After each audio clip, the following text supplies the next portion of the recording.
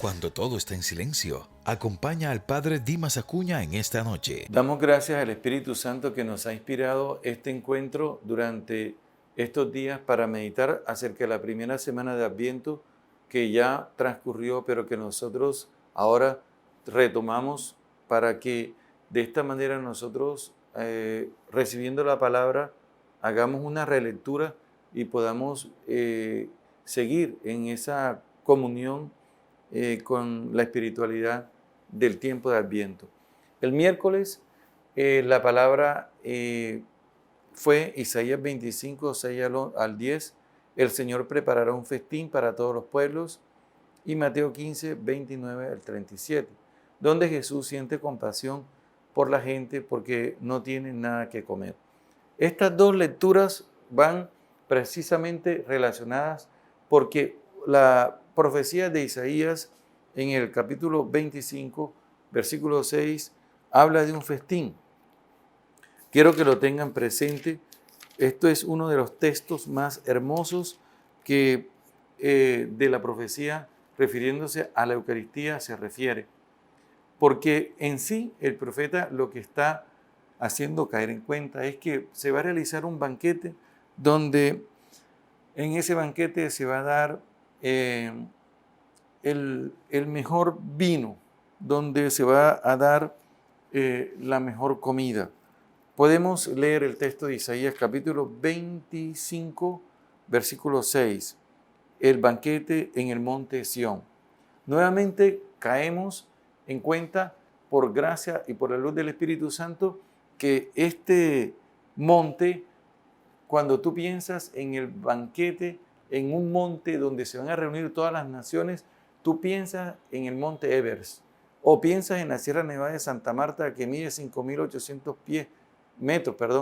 Entonces tú miras eso y tú piensas que en toda esa geografía estará colmada de personas que vienen a un gran banquete. Pero realmente Dios a nosotros nos hace contemplar esa realidad y Él la realiza de la mejor manera, insospechada. Porque ¿quién iba a pensar que ese banquete es la Eucaristía? En la época del profeta Isaías. El profeta Isaías solamente contempla una multitud inmensa a través de la revelación que Dios le hace al corazón, de la lectura de fe que él realiza, pero él ni siquiera sospecha que es algo en el cual todas las naciones estarán presentes. Pero ¿cómo será eso? Nos preguntamos nosotros, estando en el contexto del profeta Isaías. El Señor Todopoderoso preparará en este monte para todos los pueblos, piensa, un banquete de exquisitos alimentos, un banquete de buenos vinos, sabrosos alimentos, vinos deliciosos. Y en este monte destruirá el velo que cubre a todos los pueblos, el lienzo que tapa a todas las naciones. Inmediatamente pienso, el mejor vino nos lo dio Jesús en la boda de Caná. Pero ese vino estaba referido al vino de su sangre. ¿Por qué? Cuando tú lees el Evangelio de Juan, en el capítulo 2, encuentras lo siguiente. Encuentras que en ese momento la persona, el mayordomo, el que estaba encargado de la fiesta, cuando el encargado de la fiesta probó el vino, Juan 2:9, dijo, sin saber de dónde venía, él llamó al novio y le dijo, todo el mundo sirve primero el vino de mejor calidad. Y cuando los invitados ya han bebido bastante, saca el más corriente, o sea, el más popular, primero el vino bueno, después el vino. O sea, que las personas cuando ya están tomadas, cualquier cosa que le dan, se lo toma. O sea, me refiero a los tomadores que no tienen esa disciplina en su gusto. ¿Qué dice la persona aquí? En cambio, tú has reservado el de mejor calidad hasta ahora. El mejor vino. El profeta Isaías no sabe que el mejor vino es la sangre de Cristo. ¿Por qué? ¿Y cómo sabemos eso? Porque Jesús dijo, todavía no ha llegado mi hora. Dice el Evangelio de Juan 2, que versículo 3, se les acabó el vino y entonces la madre de Jesús le dijo, no les queda vino. Y Jesús respondió, mujer, mi hora aún no ha llegado. Se está refiriendo a la muerte en el momento en que entrega la sangre. Es decir, el mejor vino, el vino que está profetizando el profeta Isaías. Luego, cuando tú lees el capítulo 13 de San Juan, versículo 1 dice, era la víspera de la fiesta de la Pascua. Jesús sabía que había llegado la hora de dejar este mundo para ir al Padre. Efectivamente, se refiere a la muerte.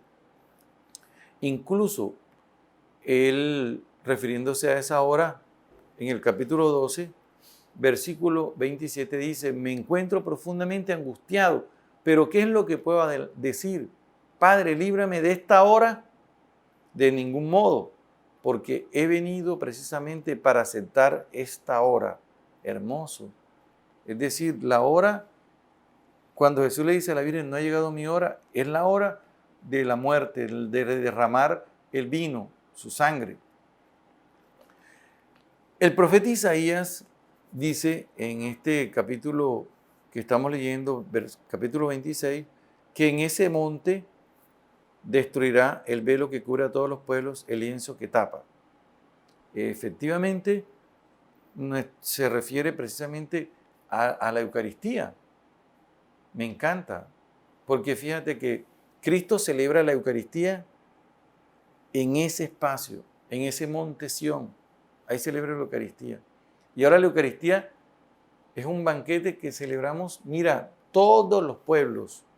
Me encanta. Desde el pueblo más lejano, mucho más lejano, ahí está un sacerdote celebrando la Eucaristía en todos los tiempos.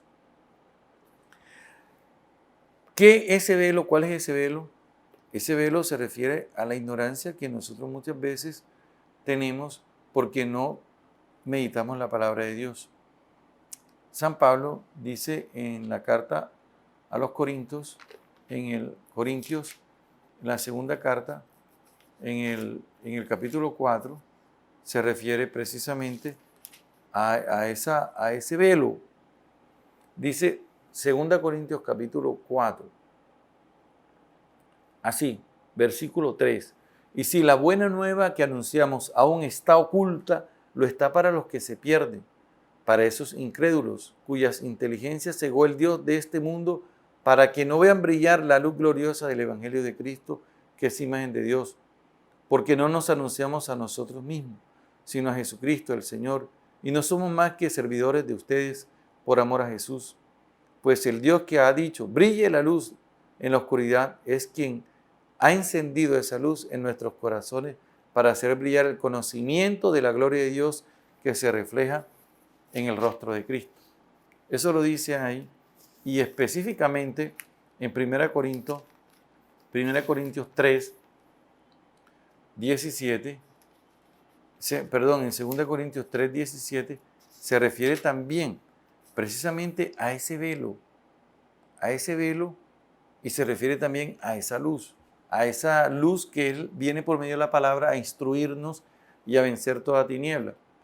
Porque el Señor es Espíritu, y donde está el Espíritu del Señor hay libertad. Por nuestra parte, con la cara descubierta, ya sin el velo, reflejando como en un espejo la gloria del Señor, nos vamos transformando en esa imagen cada vez más gloriosa como corresponde a la acción del Espíritu del Señor. Continuamos, porque en ese velo, en ese monte donde se da el gran banquete, Dios nos instruye, pero dice, Dios destruirá la muerte para siempre. Es otra promesa. Y así viene, porque la Eucaristía es el triunfo precisamente de Jesús sobre la muerte. Jesús celebró la Eucaristía el Jueves Santo. Y Él dice, este es mi cuerpo que será entregado, despedazado. ¿Ves? Sin embargo, Él se está adelantando. Él está diciendo, este es mi cuerpo que se entrega, que es despedazado, pero yo estoy vivo aquí, esto es mi cuerpo, estoy presente, estoy resucitado. Así que nosotros cuando celebramos la Eucaristía estamos viviendo un encuentro con Él, donde se destruye la muerte. Y luego dice, aquel día dirán, este es nuestro Dios, de quien esperamos la salvación. Este es el Señor en quien confiamos. Y pienso, eso es lo que hacemos todos los sacerdotes cuando decimos, cuando tenemos a Cristo en nuestras manos. Y decimos, esto es mi cuerpo. Aquí está Jesucristo. Este es el cuerpo de Cristo. Aquí está el Señor en persona, vivo, resucitado. Este es el Señor en quien confiamos. Alegrémonos, hagamos fiesta, pues Él nos ha salvado. Se ha posado en este monte la mano del Señor. Piensen ustedes y pensemos en este momento. Con razón, ese banquete es el que alimenta nuestra vida. Así llegamos al evangelio de ese día, que está tomado del evangelio de Mateo 15, 29. Y en ese evangelio, Mateo 15, 29, nos habla donde Jesús, 15, 29 al 37, donde la gente acude a la persona de Jesús, llevando a los enfermos. Miren, me encanta. Jesús partió de allí, se fue a la orilla del lago, subió a la montaña.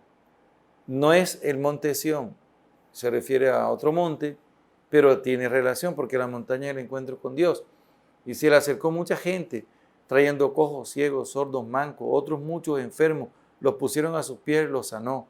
La gente se maravillaba de ver que los mudos hablaban, los mancos quedaban sanos, los cojos caminaban, los ciegos recobraban la vista y se pusieron a alabar al Dios de Israel. Pero Cristo entonces llamó a los discípulos y dijo, siento compasión de esta gente porque llevan ya 3 días conmigo y no tienen nada que comer. Piensa, 3 días andando con el Señor y no tienen nada que comer. Pero Él es el protagonista del gran banquete. Pero todavía no es el gran banquete, porque la multiplicación de los panes es una preparación a ese banquete que es la Santa Eucaristía. La multiplicación de los panes, por decirlo así, es una manera catequética del Señor instruir a los discípulos de cómo será la Eucaristía. Como las bodas de Caná. El milagro que se dio en las bodas de Caná es una manera catequética del Señor instruir acerca de la hora en que Él dará su sangre. Ahora se refiere a la multiplicación de los panes como una preparación de que seremos alimentados en el gran banquete con el alimento más exquisito que es su cuerpo. Y dice la palabra que los discípulos le respondieron muy terrenal, ¿dónde conseguiremos panes en este lugar deshabitado para dar de comer a tanta gente? Piensen ustedes. ¿Y sabe qué hace Jesús? ¿Cuántos panes tiene? Unos panes, 7 panes y unos pocos pescados. Y fíjate que Jesús manda a la gente que se siente en el suelo. Y aquí vienen los 4 verbos eucarísticos. Tomó los panes, bendijo, dio gracias, los partió y los dio.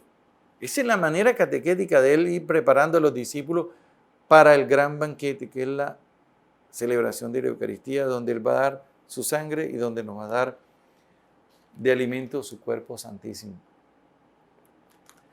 Este es el día para darle gracias a Dios porque esa profecía se cumplió. Él es el Mesías que viene a ofrecer ese gran banquete a todos los pueblos como lo está realizando en la actualidad. Meditemos, escribamos sobre esta palabra y que nos deje en el corazón. Hagamos oración. Amén. Mira hacia el cielo, los fuertes vientos, alguien los calmó. La tormenta. Cuando todo está en silencio, acompaña al Padre Dimas Acuña en esta noche.